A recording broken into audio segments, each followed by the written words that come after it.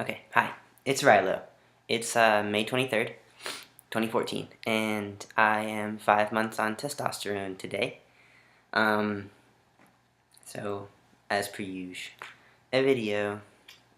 I'm trying to remember, so, I wrote down stuff to talk about, but, this was, a long time ago. Because it's kind of stuff that I noticed, I guess, yeah, at 4 months, whatever, things I forgot to say, because not much is really different from then. Things aren't different, like I always say, just more. Um, but I'm not only 5 months on T, I'm also a week and 2 days post-op top surgery. So um, I'll talk about that a little bit at the end of the video and stuff, kind of like what that experience was like or is like. And I'll show my chest. So if you don't want to see that, don't watch. But I'll warn for that again in a few minutes when I'm going to talk about it. But things I have noticed that are changing is fat redistribution. Like it definitely, um, the fat definitely accumulates in my midsection now more than my like thighs or butt. I think they're kind of slimming. I think things are moving a little bit. It's kind of hard to tell, and it's kind of early for that. I mean, not early for it to be happening, but um, I don't know. I think things are moving around a little bit. So, yeah. Um, I don't know if this has happened to anyone else who has taken testosterone, or if anyone even has noticed this. Probably someone, but I noticed that the steadiness of my hands is different. I used to have really, really, really steady hands pre-T, and now they're I mean, they're not really shaky, but they're noticeably shakier. It's harder to draw straight lines and I don't know, just have steady hands. I don't know why. It must have some. I think it probably has something to do with blood pressure or something. Maybe I don't really know. But I just thought that was kind of interesting and weird and kind of sad because I mean not sad. It's whatever. But I always thought if I ever wanted to do something that requires hand steadiness, I don't know, surgeries or something, doctor type things. I mean, I guess I could do it, but not heart surgery. I think that's too much of a fragile thing, or brain surgery. I need more steady hands for that. So there goes that dream that didn't really exist, but could have been potential. I don't know. Whatever. I okay.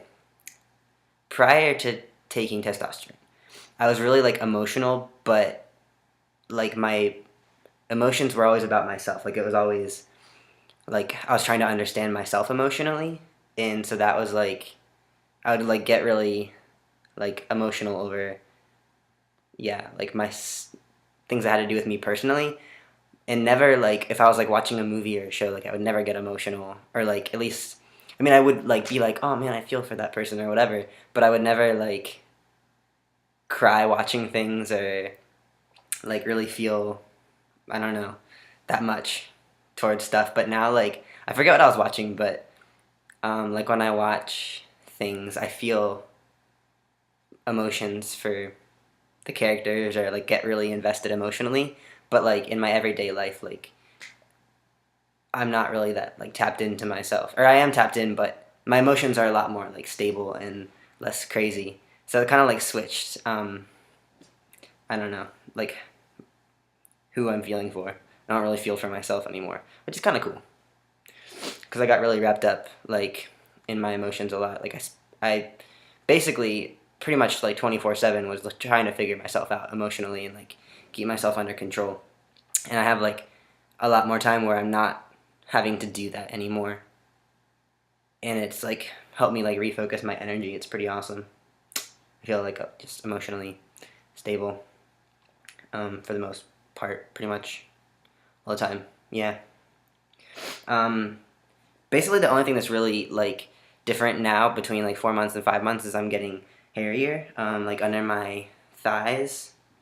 Hair starting to grow, yeah, on the under part of my thighs, and I think my calves are getting a little hairier, like down, like I mean, my legs are already pretty hairy, but um, I think like places where it was like a little thinner are starting to get thicker, like down like by my ankles and stuff like that. I haven't really noticed a difference on my arms or anything. My happy trail is like a little bit more, but not really anything.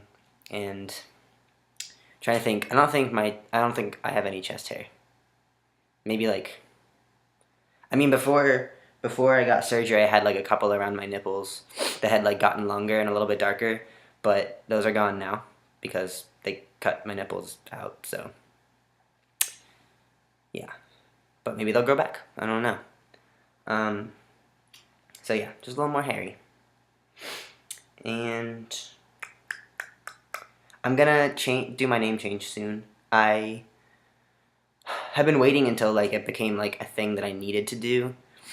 I haven't had any problems with my IDs yet, but I need to renew my license by my birthday, which is July, the end of July, and then I also my debit card is about to expire in August, so I figure like if I get my name change, like file for it soon, probably like in the coming week, file for it.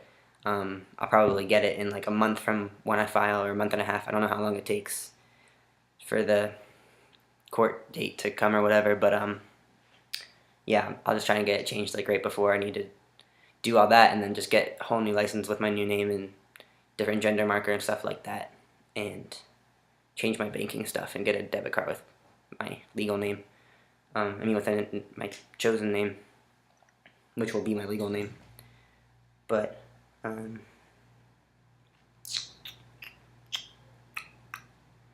yeah. Oh, another thing that I noticed, and it's just real quick, is that when I do things that are like I feel a lot less like self conscious about decisions I make and stuff like that. Like when I do stuff that um, might be like dumb or like embarrassing or awkward. Like I feel like I don't know, like mild embarrassment. Like I really don't get embarrassed anymore about that kind of stuff.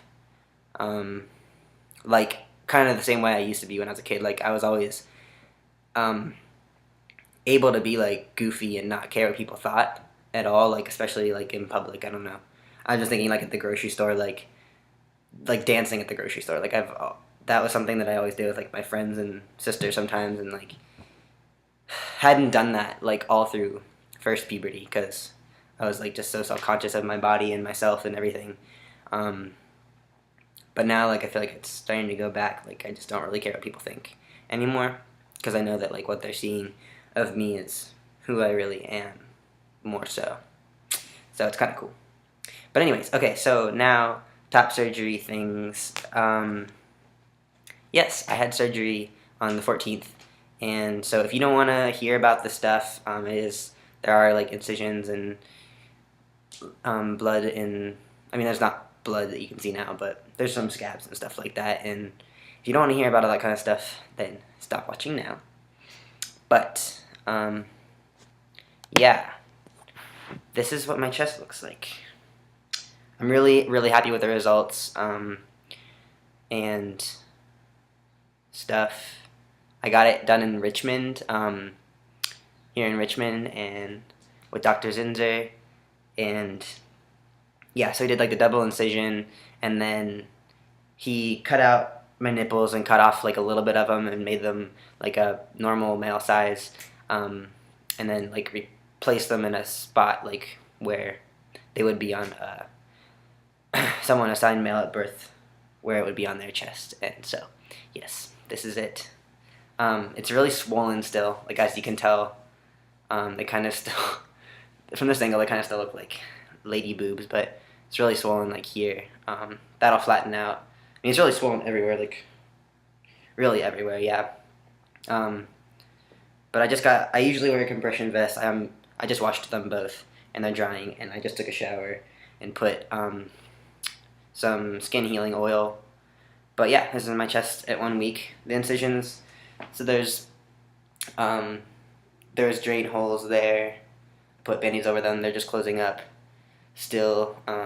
There's a little bit of like bruising. There's swelling and bruising all here. Um, Same on this side. Does the same kind of thing. It doesn't connect in the middle, but almost. I really didn't think you'd have to go this far in, considering what my chest looked like before, but like whatever. So the scars will fade over time, obviously. There's still scabbing on them. I mean, it has only been 1 week. There's a lot of scabbing on this nipple, which will peel off, I'm sure. And yeah, it's really tight. I can't like stand up straight, because what they do is they cut out like a chunk of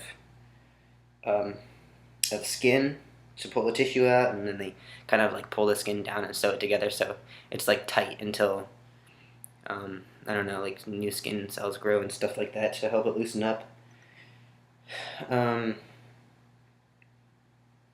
Yeah, my nipples I think look really good. He didn't really have to cut off that much, and they still look like my nipples, just a little bit smaller in a different place, which is really cool. And yeah, there's just like a lot of bruising. Like it's really sensitive up here. The swelling that was right here is kind of going down, but it's still really swollen on the sides, and like my ribs are pretty sensitive. I think there's some bruising. There's like, I mean, not a ton of like visible bruising, but that's really what hurts the most. Is like I can't like lift my arms and like do much with my arms because I don't want to stretch the scars, and also it's really tight. I can't really anyways. But then the bruising is what hurts, and like on the sides here, there's a lot of swelling. It's mostly like, yeah, on the sides, I think. But it's pretty flat. I mean, it's swollen, so it's not really actually that flat right now. But yeah, so I had surgery. The anesthesia made me sleep for like that day, all day. My mom took care of me, and my sister took care of me after the surgery. And then I had Percocet. So I had surgery Wednesday. I took the Percocet on Wednesday and Thursday, mostly to sleep. Sometime I think I would take like one in the morning, and then I would take like one before I would go to bed.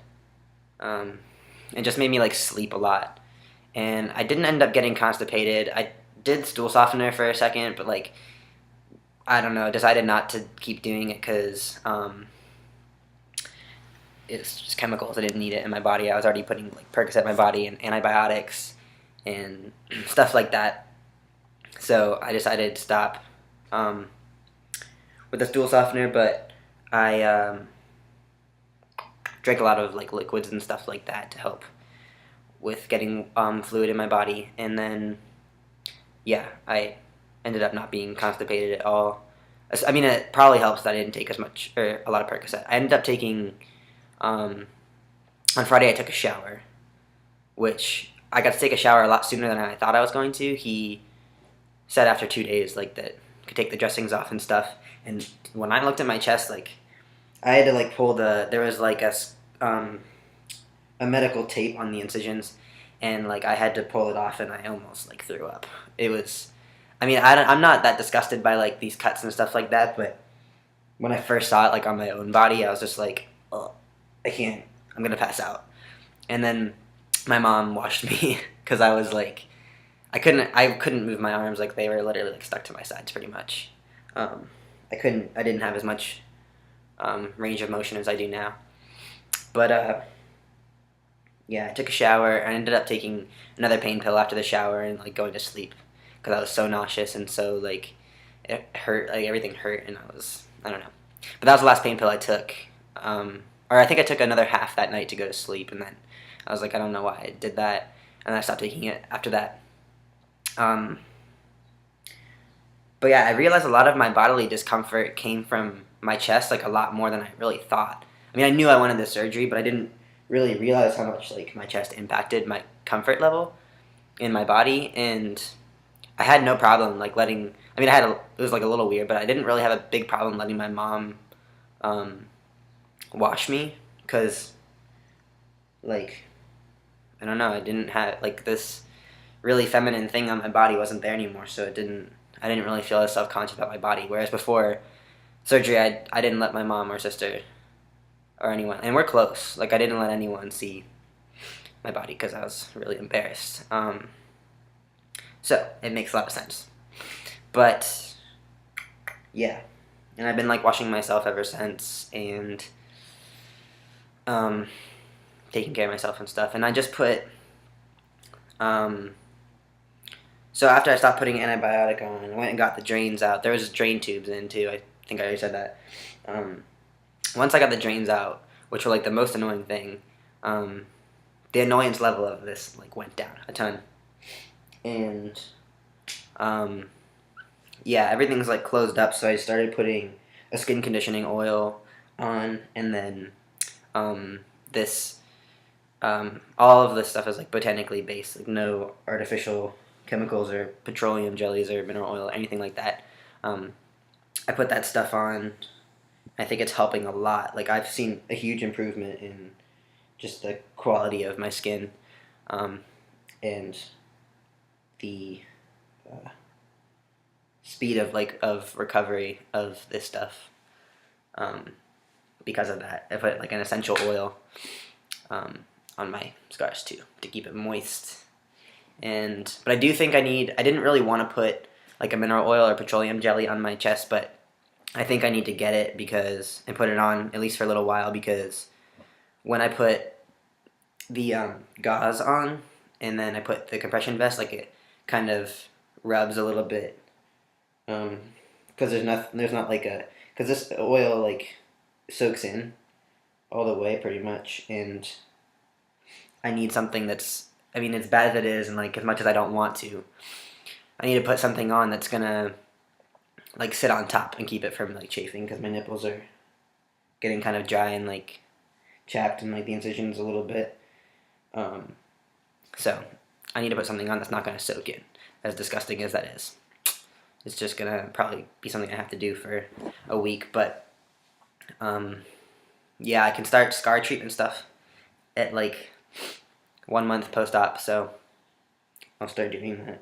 I mean, in a while. I have a long time. I feel like it's been like 3 weeks since I got surgery, but it's only been like one. So yeah, just taking it easy, chilling out, stuff like that.